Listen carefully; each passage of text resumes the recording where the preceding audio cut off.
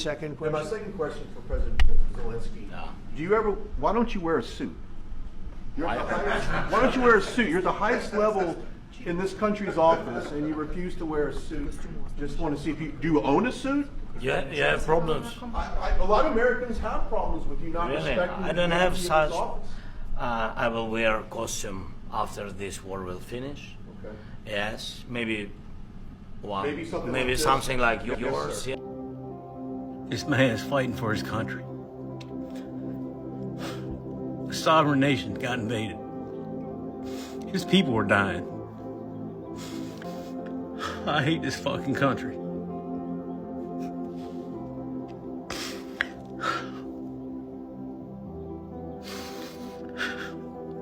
I've never in my life felt like I do right now. Welcome back to Echo Room Vibes, your go-to source for in-depth discussions on the latest political events. Today, we are dissecting the explosive Oval Office meeting between President Donald Trump and Zelensky that occurred on February 28, 2025. This confrontation has not only intensified global diplomatic tensions, but has also sent shockwaves through the MAGA community. And before we delve into the details, we appreciate the originators of this video, the Stitches. We give you all the credit. You guys make the social media to roll. So we appreciate you guys. So let's delve into the details. Before we delve into watch the video, and we hope you enjoy today's episode. All right, and make sure to subscribe and like this video. As an American, what we just witnessed on TV is disgusting. Donald Trump put Zelensky on national television, worldwide television, to just berate him and shame him for the entire world. This is incredibly messed up. You don't do this to a single person. In less than 5 minutes, that conversation went from a normal conversation to them talking about his clothes, to the downfall to you need to be grateful. You would have lost. You're losing now. Unbelievable. For J.D. Vance to just jump in and say thank you, when Zelensky has thanked the American people almost every single day. And then the most disgusting thing is, after it was all done, Donald Trump looked at everyone and says, well, this is going to make some great television. I don't know what got into J.D. Vance's head or Donald Trump's head when it came to this meeting. It was almost like before Zelensky even showed up, they already had in their mind what was going to go on and that they were just going to bully Ukraine around.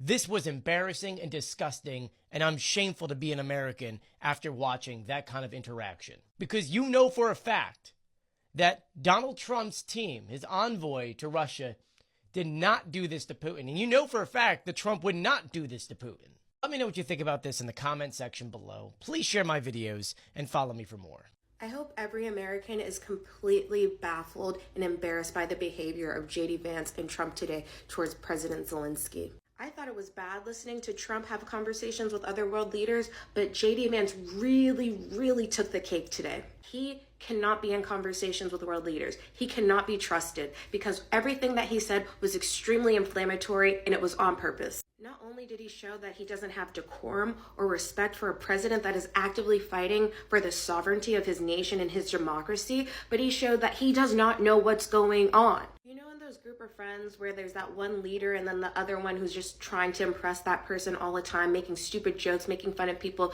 just to get their attention and get a chuckle out of the other one? That's J.D. Vance, just a loser, trying to do anything just to impress Donald Trump so he can get a pat on his head and say, good job, boy, you did a good job today. This is the same administration that is actively taking money out of the American people's pockets by taking away jobs from people that actually voted for him, allowing a billionaire who is not an elected official to be able to have access to some of our most sacred data, all for the name of what? Efficiency? That's not about efficiency. If you guys are not seeing what he's doing, he's trying to save as much money as possible to be able to afford tax breaks for the billionaires, for the 1%. This is not about the American people. This is not about making the government more efficient. If it was about that, they would go through Congress. They would go through the legislature. This is all a sham, and we're actively being scammed every single day. And it's time that we stand up for ourselves. Enough is enough. Do you own a suit? Yeah, problems. So this is an example of beta male energy at work. We see President Zelensky being questioned about his choice of not wearing a suit, when clearly he looks better than almost anybody in the room who had a suit on, hands down. So, here's the thing. If you are strong in your manhood, you don't have to humiliate somebody else. If you look at Zelensky, he walks with a swagger. He knows who he is. I remember that about President Obama. No matter what they said about him, he walked with his head held high. He was going to fight for what he believed in. He was principled, but he wasn't a bulldog. He didn't have to run roughshod over people to get his point across.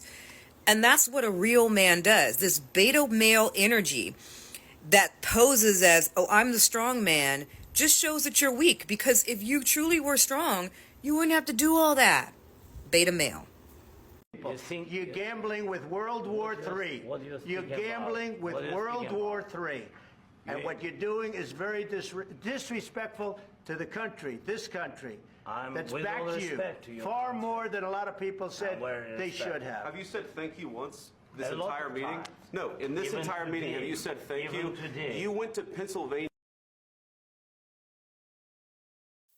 So, on February 28, 2025, President Trump and President Zelensky met in the Oval Office, a meeting anticipated to strengthen U.S.-Ukraine relations amidst ongoing conflict with Russia.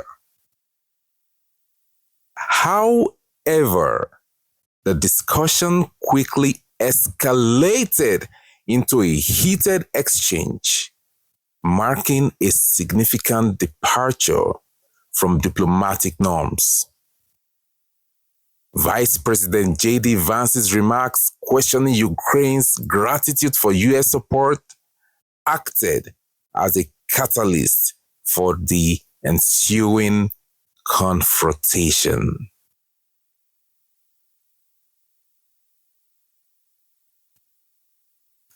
During the meeting, Vice President Vance suggested that Ukraine should engage in diplomacy to end the conflict, implying a lack of appreciation for U.S. assistance. President Zelensky responded by highlighting Ukraine's ongoing struggle against Russian aggression and the complexities of negotiating with President Putin. The conversation became increasingly tense, with President Trump accusing Zelensky of gambling with World War III and expressing frustration over Ukraine's stance. This unprecedented public dispute between allied leaders has raised concerns about the future of U.S.-Ukraine relations.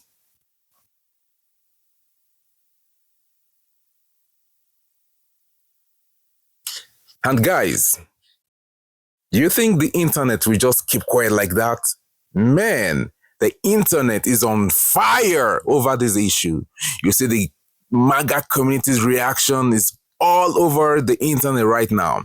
The MAGA community's response to this confrontation has been intense and divided.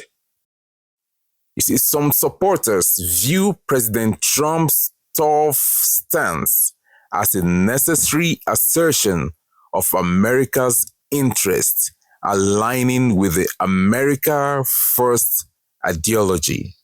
And you see, when I watched some of the videos of some people supported what Trump told Zelensky. They said, yeah, some people had the view that Zelensky has to just accept the offer that Trump is giving. So guys, what do you think? You see, they believe that some people believe that questioning foreign and demanding accountability is essential. Conversely, others feel that the public nature of the dispute undermines diplomatic effort and could weaken alliances crucial for global stability. This split reflects broader debate within the conservative base about America's role on the world stage. And you see, some people also felt that President Trump was kind of bully towards Zelensky. So do you think President Trump was actually bullying Zelensky? And some people also said that Zelensky is a great man. He's a great man, the way he reacted. And wow, just drop down your comment below and let's see what you guys think. Now, don't you think this could have implications? You see, this Oval Office shutdown has significant implications. It highlights the challenges in balancing domestic political narratives with international diplomacy. The incident may strain U.S.-Ukraine relations and embolden adversaries like Russia. Additionally, it exposes rifts within the American political landscape, particularly among conservatives factions. As we move forward, it will be crucial to monitor how this event influences foreign policy decisions and the cohesion of political movement at home. The world is watching, and the stakes are high. Thank you for tuning into Eco Room Vibes.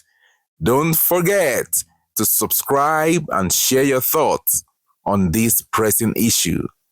Until next time, stay informed and engaged.